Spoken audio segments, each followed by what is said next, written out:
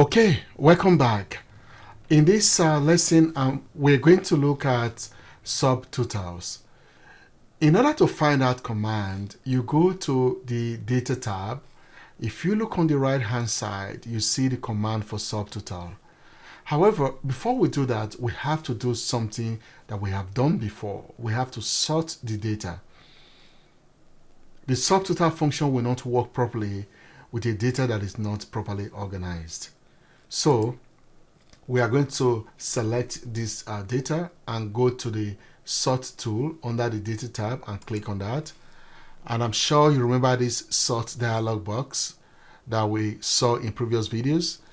All right, now under column sort by, we are going to click genre, okay, because we are first sorting by genre, and then we're going to add another level. We are going to sort by sub-genre. So first we're going to sort A to Z, fiction and non-fiction. So fiction comes up first, and then after that we're going to sort the sub-genre, and each of these sub-genre will be sorted based on the genre. I'll just show you. You see what I mean. Click on that. So here we have it. So we have the fiction genre, and under the fiction genre we have the horror subgenre. We have the mystery, romance, science fiction. Under the non-fiction genre we have academic textbooks, history, mystery, and self-help, as well as travel guides. Okay, so you may be wondering why we have mystery as part of non-fiction. That's probably an error. So how about we just call this history? Okay, all right. So, and here we have the titles of the specific books or titles that were being sold, and this is the sales price, and this is the sales margin. This is how much the store owner is going to make for each of the sales. Okay, and this is the quantity of items that is being sold. All right, so now this data has been properly organized, it's been sorted. So now we can actually go and use the subtotal command by clicking on it. So what is happening here? Excel is actually asking us to fill out this dialog box, this subtotal dialog box.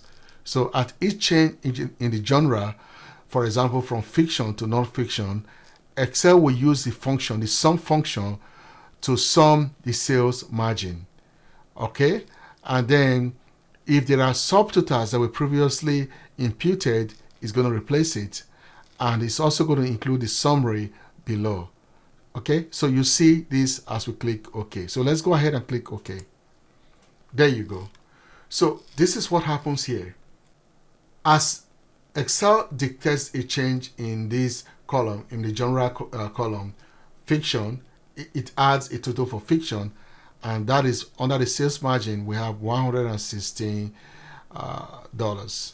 And then for the non-fiction, sums it to $267.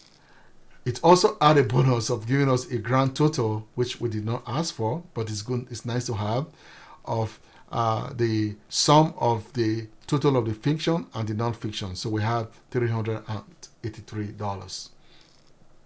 Okay, so this is just a snapshot. To actually see the full data, you have to go on the left hand side and click on these numbers. Number 1 shows the grand total that we just explained, both fiction and non-fiction.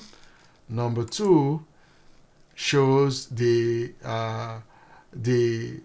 separate totaling of the fiction and non-fiction, and as well as the grand total. And then number 3 returns us back to the data. This is how to use the subtotal command. All right, I'll let you play with this a little bit, and then I will ask that you meet me on the other side.